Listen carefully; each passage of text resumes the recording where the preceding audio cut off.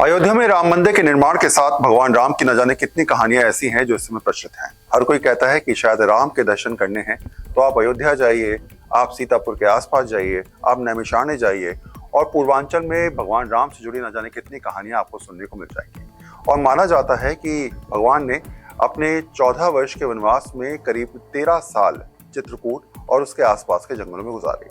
लेकिन बहुत सारी बातें ऐसी भी हैं कि क्या कभी भगवान राम इधर यानी कि दिल्ली एनसीआर में आए, कभी बागपत गए, क्या कभी ऐसी परिस्थितियां बनी कि पश्चिमी उत्तर प्रदेश में भगवान राम का आना हुआ? क्योंकि कहते हैं कि भगवान राम ने पूरे देश में भ्रमण किया।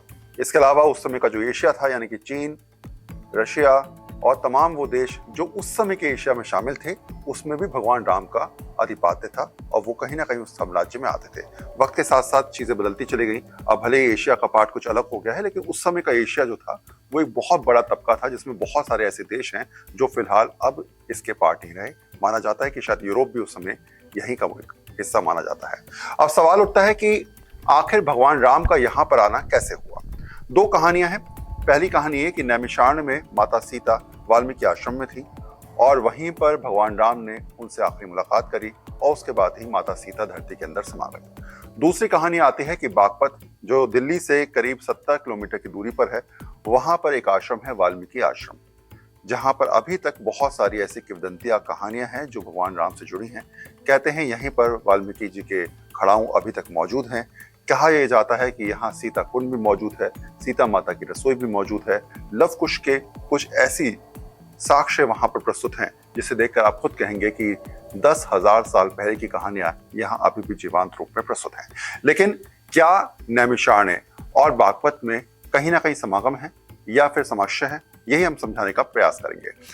जहां तक बागपत की कहानी है तो उसमें यह कहा जाता है कि करीब जब अश्वमेध यज्ञ हो रहा था उस समय घोड़ा जो है यानी कि तमाम जो 7 घोड़े थे वो बागपत के इलाके में पहुंचे। वहीं पर उसे लव कुश ने रोका और उसके बाद पहले लक्ष्मण और फिर भगवान राम को उस समय उस अश्वमेध यज्ञ को अधूरा न हो इसलिए रोकने के लिए या फिर कहा जाए कट गए, तो भगवान राम को उस समय वहां पर पहुंचना पड़ा।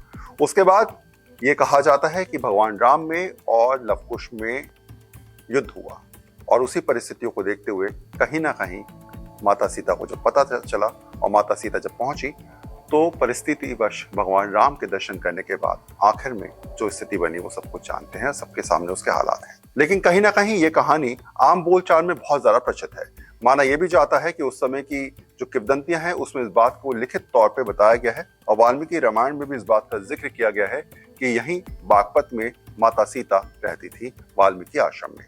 वहीं कुछ और ग्रंथ हैं यानी कि रामचरितमानस की अगर बात करें तो इसमें इस बात का जिक्र किया गया है कि नैमिषारण्य में वाल्मीकि आश्रम था और वहीं पर माता सीता रहती थी।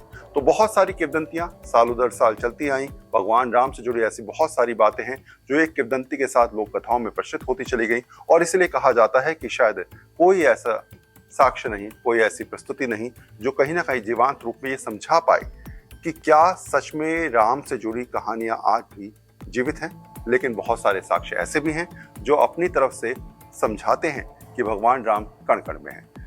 चाहे राम सेतु की बात करें या फिर सीता रसोई की बात करें या फिर मध्य प्रदेश में वो तमाम ऐसी गुफाएं जो भगवान राम से कहीं ना कहीं अपने आप को जोड़ती हैं, या चित्रकूट के जंगलों के जहां पर हजारों की संख्या में साक्ष्य आज भी बिखरे हुए हैं। तो ऐसी ही रोचक कहानियों के लिए आप देखते रहिए दिल्ली 24। हमारी कोशिश है कि हम इसी प्रकार की कहानियां आपको सुनाते रहें, समझाते रहें और आपसे रूबरू कराते रहें। बहुत बहुत धन्यवाद।